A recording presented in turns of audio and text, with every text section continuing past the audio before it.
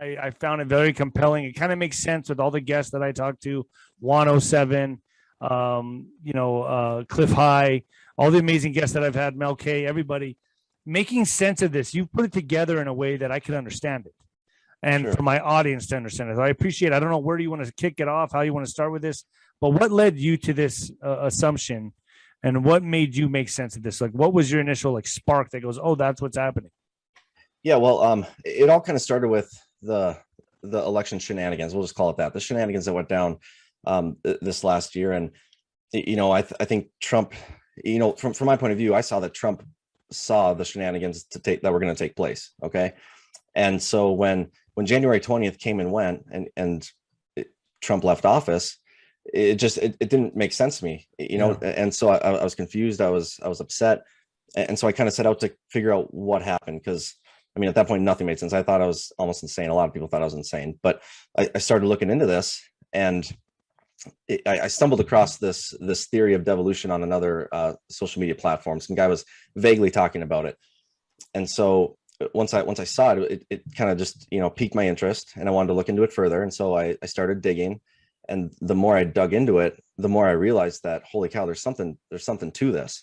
And so I started piecing together, everything that I was finding. I'd lay it out in a way that made sense to me in my Substack, and it's just kind of taken off since then. And so I'm about 12 articles in. I'm working on my 13th right now. It should be coming out this week. But yeah, it's all about continuity of government. And so our government, they have in place these continuity of government programs. And when they started, it stemmed from a lot of the Cold War stuff. Like what if a nuke hit Washington, D.C.? How do we have a form of government that's going to continue to operate and keep our country afloat, essentially? Well, as time's developed, they've adjusted how they prepare for these continuity of government operations. Some of them are for pandemics, and some of them are for just extreme circumstances. They don't even really say what they are. And so when you look at the one that I've been talking about, it's called devolution. It's really the one that I think makes the most sense, and there's a lot of circumstantial evidence that points to it.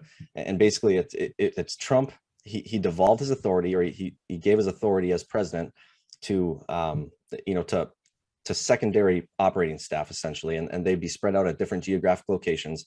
In my theory, I believe it's the military, specifically the special operations forces, that are doing this. So like the higher echelon of the military, like the nuclear code department, whatever you want to call it, the highest echelon of the Pentagon. That would you say that's who looks at him or as a commander in chief? They identify him as that. Would you say that it's that echelon?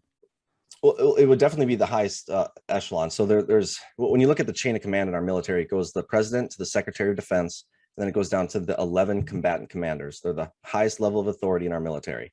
And there's 7 of them that are based on specific geographic locations. So like Europe or Indo-Pacific or NORTHCOM here in America.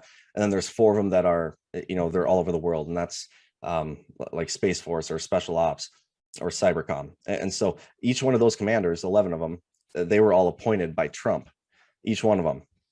There was one that was just promoted on the 29th, that was promoted and nominated under Biden. But if you look into it, Trump was actually looking to nominate this person under his presidency, but they didn't, because the person's term wasn't up. So again, they're all Trump people. Well, everything I saw Trump do before he left, he was putting people in place of the DOD, yep, like Chris Miller. Exactly. He was also signing these executive orders in September of 2018 about foreign interference. So yep, that tells me he saw something coming. He was preparing for this to happen. And the strategies of war in 2021, the methods now, they're not tanks and missiles. It's subversion. It's invasion.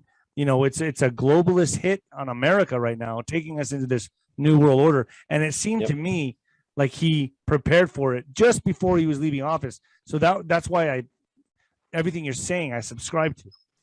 Yeah, no, you're absolutely right. He's known about election shenanigans from, there's some tweets in 2012 when he was talking about, Mitt Romney and Obama and what was going on. And even look at one of the first things he did when he got into office was he created that election commission. They didn't go through it. They got fought. They were actually fought in court and were forced to disband by Mark Elias and Perkins Coie, which is interesting. But they're everywhere. But yeah, he made a ton of moves, and it wasn't just him. It was the military made a ton of moves regarding election security as well, specifically with Cybercom. and the NSA, because the same guy that's in charge of Cybercom is also in charge of the NSA. He runs both agencies, and they made all sorts of moves to prepare for the 2018 midterm elections, right?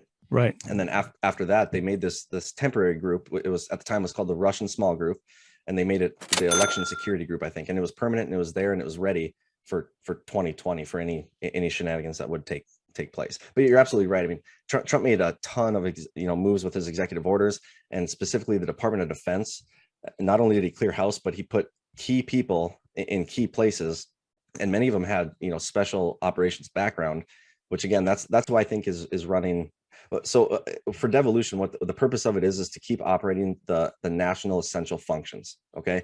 And I mean, that could be, when it comes to the military, it's basically just defending the homeland, but it also could be things like, maybe it's protecting our power grid, or, nuclear reactors. We don't know specifically what they are, but when you look at, if it's the special operations forces who are taking care of those things, then you need special operations people and people you can trust in charge of them. And Chris Miller, special operations, 𝐆𝐂𝐑 special operations background. 𝐑𝐞𝐬𝐭𝐨𝐫𝐞 Patel was put in as Chris Miller's chief of staff. And here at the end of Trump's first term, there's a story that came out that 𝐑𝐞𝐬𝐭𝐨𝐫𝐞 Patel was stonewalling the Biden administration and not revealing special operations that were going on. So yeah, and then also Flynn's younger brother is in charge of the Pacific Fleet or something in the Navy. So there's a combatant commander over there. His name is Aquilino, but the highest authority for the Army in the Indo-Pacific is General Flynn. So he's like second in command there. Why? And why wouldn't Biden just get rid of him? Exactly. And not to mention 107 says this too. He says, he said the new chant should be let's go Brandon, go close Gitmo, because he can't. He doesn't control that budget, and they're trying like hell to close Gitmo, which just build a new courthouse, and they're adding on additions to it. And a geriatrics ward, which I didn't know. That makes sense. So that kind of goes into this. So all of this is getting into place, right? That's a great point. I mean, there's a lot of things that you've seen play out this year, and Gitmo is a great example. It's something that was initiated under Trump, but the way that it was initiated, it left basically fail safes. Or for Gitmo specifically, it's a 5-year deal. So every year for 5 years, they can re-up the next phase of the contract for another like $15 million. And so even though Biden wants to shut it down, he can't, because it's already been agreed to under Trump. So I mean, it's brilliant the way Trump did this, and he did it with so many different things, and Biden really has no authority or control to do anything about it. So do you believe that as this progresses, things are gonna get obviously worse and worse and worse until Trump steps in, Trump gets reinstated, the military takes control at the very worst part, like a near-death experience, and then reinstates Trump, sends people to Gitmo? Where does this go? Yeah, so that's the thing. I mean, there's so much evidence that points to this that I can almost definitively say that I do 100% believe devolution is happening right now, but because it's unprecedented, we don't know how it plays out. And so, my theory is that Trump had all the evidence of shenanigans that he needed prior to leaving office on the 20th. But if he would have made some sort of reveal or prevented Biden from taking office, with how high tensions were and how much gaslighting the media did, there likely would have been violence in the streets, almost like a small scale civil war between Antifa, BLM. I mean, You saw what happened in the summer of 2020. Everybody did. But by walking away and letting the Democrats step in, go ahead. So that's genius. So he didn't sign the Insurrection Act. What he did was he walked away from this completely and let the military take the reins and let this play out. Exactly. And it's brilliant that the way he did it. So, I mean, the military necessarily isn't in control. They're almost just, they're playing along, but they're not going to let the really, really bad things happen. You know what I mean? Which is the plan.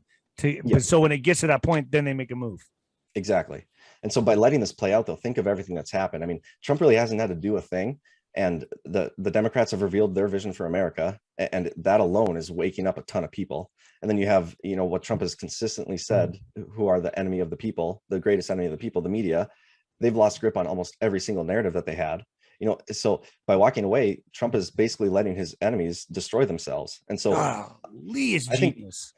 Exactly. I think once we get to a point where enough people are woken up, and this will be based on, their own risk-based analysis, but I think we're going to get to a point where they say, okay, well, we have enough people woken up that enough people are going to be accepting of Trump's return now we pull the trigger and reveal the evidence we have. And you know, I've theorized maybe they're waiting for one of these states to show the true vote counts. You know, who knows what they're waiting for. I don't think it's necessarily a specific date or anything. I think it's more of like a marker. It could be more Durham stuff. It could be election stuff. It could be the economy collapsing. I mean, so as the country falls apart, which is the globalist agenda, it's actually using the globalist agenda's plan against them. Exactly. And they have no choice. They have no other options. They have to go forward with what they're doing. And through this plan of devolution, it's actually like 𝐸𝐶 says, it's a near-death experience for America, but that last safety is the military. Yep, exactly. Devolution, I mean, the way I think Trump did it, so there's these, have you ever heard of presidential emergency action documents? Yes. They're basically the highest level of classified documents there is. Nobody even knows what they are or what's in them. There's 56 of them that we know of as of 2018. There's probably more now, but I think that's where he hid these plans. And the Democrats tried 4 times to get access to these in Congress. Adam Schiff specifically twice. They did it 4 times in 2020. They did it again in 2021 with Adam Schiff's Protect Democracy bill. And I believe that's what they're also trying to get access with through the January 6th committee stuff. But that's how I think he did it. He did it through these Petes. So it's completely legal and constitutional.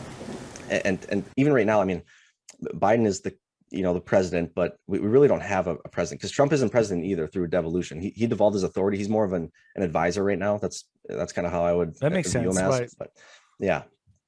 I mean, what about the military identifying Trump as the commander in chief at the highest level? Does that make sense to you at all?